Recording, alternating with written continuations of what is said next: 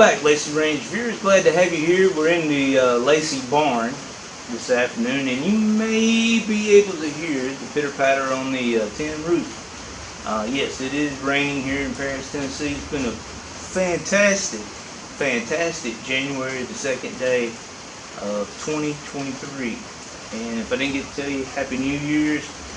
Glad all of you are here watching this, and you know, the channel keeps growing. Hopefully this year I'll reach over 1,000 subscribers, and surely that'll open up new doors for me. And you know, like I say, I just sort of take y'all along to go shoot and participate in what I do. And I am not a YouTuber by the strictest sense of the word, but hopefully I do you a little good, entertain you a little bit, give you something to watch. But what we got here today, we have the my collection of M1Ds, and I'm fixing to show you some footage of the 600.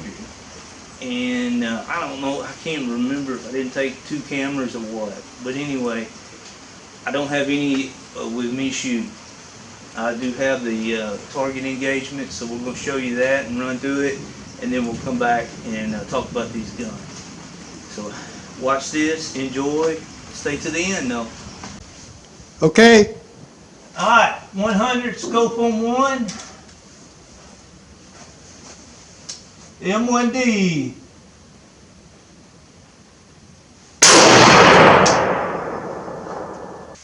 Okay, ready at 200. Okay, here we go. Send it. Hit! You're at 6 o'clock. 300 yards. Hit! You're at 7 o'clock. Couple inches away from the triangle, Tony. Okay, 400 yards. Okay, here we go. Send it.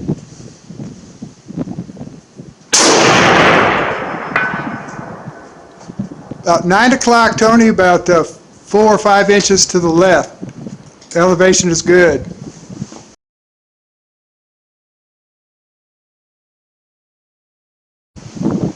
Ready at 600. Okay, far left. Far left.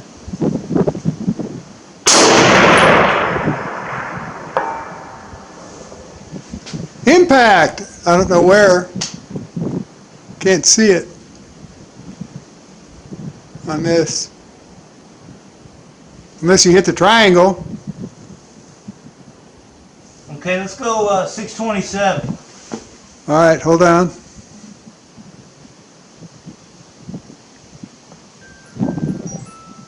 The one to the right of the X? No, let's just go with the big X.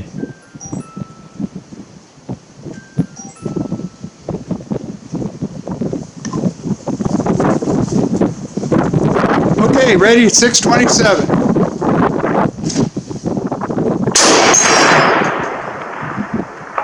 Impact! Alright, what'd you think about that? Pretty good, 627. And that is this particular gun right here with the flash hider on it. Pretty good shooting gun. Can't complain about it. And like I said, I've had 4 of these. And the other gun that I bought from that I sold came from the CMP. Probably bought it around 11, 12, somewhere in there. And of course it was a Greek gun, but didn't come in with anything with it. And my buddy I sold it to, Hollingsworth, he wanted to keep the price down. And from what I paid for it and what it's worth now, I just charged him what I had into it. But got him a reproduction scope to go on it. This was the scope that I had on it. And it came from Greece. Or I'm sorry, it came from Italy, the scope did. And picked up the mount. And guys, these mounts, back in the day, I think I paid $250 for it. It's probably $650, $750 now, thrown up there. And of course, the scope itself, the M84, this one I think I gave $700 for it. And of course, that's shipping and everything. Got it over here, and they've gone up. Now this past summer, CMP had some, and they'd already sent them out to Mike at Ironsight and had them gone through. Mount and scope and case all from the CMP, and pretty good deal. Pretty good deal.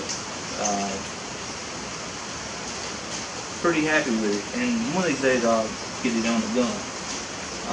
Right here, this is a lottery M1D. I bought it with the box and everything, and what they did, the CMPs during the mid-90s, you send in for a lottery, much like we do for the 1911s now, and if you got picked, you send them the money, and they sent you an M1D in the box. And you know, I'm sure these guns were on the shelf, ready for issue when a unit needed them or anything like that. Everything was all packed up, screwed. I mean, you can sling all of it, but just like it is right here, packed up in it, rolled up in the aluminum foil type paper, and ready for issue. And I have not shot this one. I probably won't shoot this. Now the one on the top here is the Beretta M1D from Italy, and it's in 7.62 by 51 or 308 Winchester. I have a video on that. Please go and watch it on the channel. It's a fine shooting gun. I've taken it out the first mag. Now my only complaint about this M1D is the scope mount is a little bit different. Let me pull it off of here. Oh, it's a milled scope mount, which you would think milled would be pretty good, and it is, and I can't complain too bad. But this particular mount, you are not going to get it back hand tight and get it back to zero. You have to use chain locks or something. So, you know, I've got the box and everything with this one. One thing I do need is the Italian milled flash hider. You got to lead on one of them. Hey, send me a line. I'd love to get one. Man, I know Rob bought one, and we both need the flash hider. But I don't know if I'm gonna pay $750 for it. But you gotta really clamp it down. In the first competition I went to shoot it in, I didn't, you know, I just took it out of the box, trying to be Mr. Joe Cool, I guess, and took it out there, and it was way off. So put it on there. Got to leave it on there, which is fine too. It doesn't lose zero. It's just you can't tighten it enough by hand to get it to lock in. And let's see. I think all right, on the marking on the gun, I've got 46793, and on the scope I've got 46791. So I'm 2 numbers off. Of course, this is an Italian sling. Marked here 7.62. Beretta. I can't read the other number there, but Typo 2. Recommend them to anybody. Palomino State Armory had those, and I had to jump all over it. Like I said, there's a video out there of them. Now this one right here is the one I shot in the video. Bought this from a gentleman in Middle Tennessee who is, you talking about a gun collection? Oh my gosh! And I just got to see what he had left. But he's up there in age. He's 80 and started going through his guns, and he wanted to sell a few guns. So I went up there. Me and Robert both did, and you know what's unique about this one is I'm sure this one came in when I bought the other one with the Greek imports. You know, 9 and 10 I think is when they were imported. And of course he'd been a competitive shooter most of his life, been in the military, and I think he worked for the police, Nashville Police Department. And but he was in pretty tight with the CMP. He was able to get the gun and all the other attachments, even though they didn't come with it at that time. And I've got the receipt for him. But he was able to buy the scope, the mount, flash hider, the cheek pad, all from the CMP at that time. Which I'm sure that happened.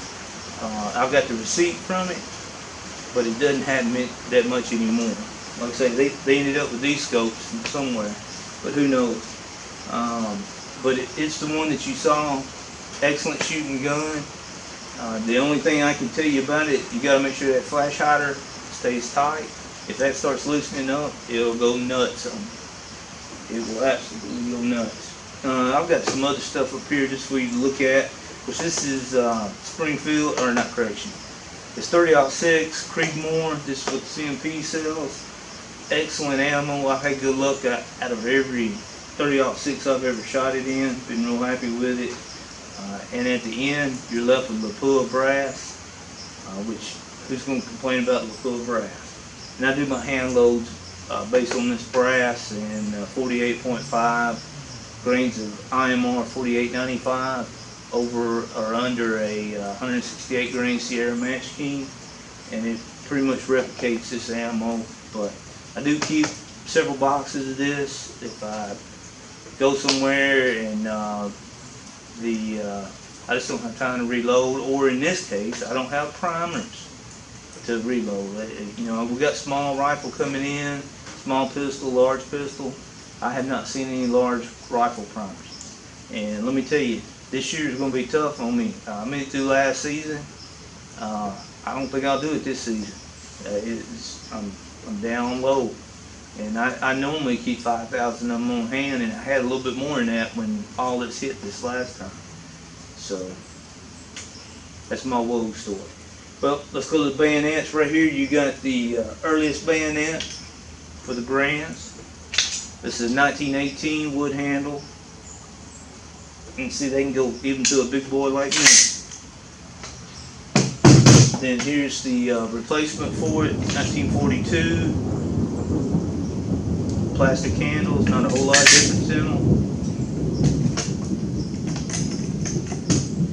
Then we jump over to the most common that you see in the war movies and everything else, the 12-inch or 10-inch rather, Grand bayonet. And this one is one that has been cut down from the original blade, 1943, American fork and hoe.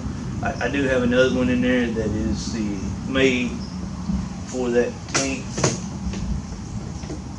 Other than that, there ain't much difference. Here's the replacement for it, the M5, which has got this little nub that fits right into the gas screw, and went quite a bit shorter this time. Bayonet, everybody didn't want to be scared of the bayonet anymore, I guess. And then of course, this is unique. Pretty sure these came from Korea. This is an extremely cut down other model, but it works. It's made to approximate the M5. Great bayonet. And like I say, this is the one right here that you saw. And let me tell you, M1s just feel good. I mean, they absolutely feel good. You come up. There's just a lot of enjoyment to shoot. Of course, you know about the grand thumb. I always knife that hand right there. Push that follower down. Just click and slam her back. And now keep your hand out of there. Flash hider's tight. Scope mount's tight. And I still got it set on when shooting out there. So I'll take that back down to one. There's also a video that I have about how to sight the M84 in. Like I say, these are wonderful guns. Glad to show you these. And if you ever get to, well, let me put it this way. Especially the way the CMP's been selling these guns in the last 10 years. If you're American and you don't own an M1, something's wrong, guys. You need to get you one. I mean, we all rave about the AR-15 being America's gun now, but let me tell you, this World War II, this was America's gun right here. This was the bomb. And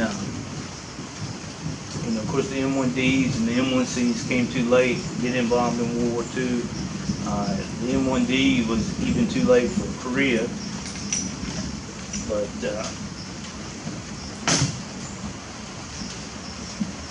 saw some service in Vietnam and stateside, and I can remember, man, I want to say about the time that I went full-time Guard, Tennessee Army National Guard, around the 2003 time frame is when the 278 Armored Cavalry Regiment started turning these in. So they had them that long. And you know, they started getting, the line company started getting the new M24s.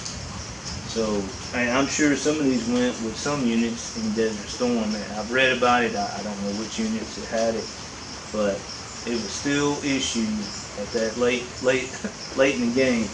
And just like the video show you, out there 600-700 yards, you can hit a man. Is it as nice as what we got today, or the M24? If you want to check my video out on the M24, no, it ain't even close. But it is a nice rifle. Got some ammo, 30 ball, blanks for the 7.62. Here's some frangible. Up here we have some M118 and some Lake City match. Yeah, 1965. So something for you to look at. But really enjoy you being here, watching the videos. If I didn't get to tell you, we're into this January 2nd, 2023. Happy New Year's. Hope you had a nice Christmas. Get out there and shoot. Enjoy the sport. And make sure you take somebody with you. It's the only way we can grow this is one person at a time, one shooter at a time. So get out there and do this. And if you got any questions, please put them in the remarks. Thanks, guys.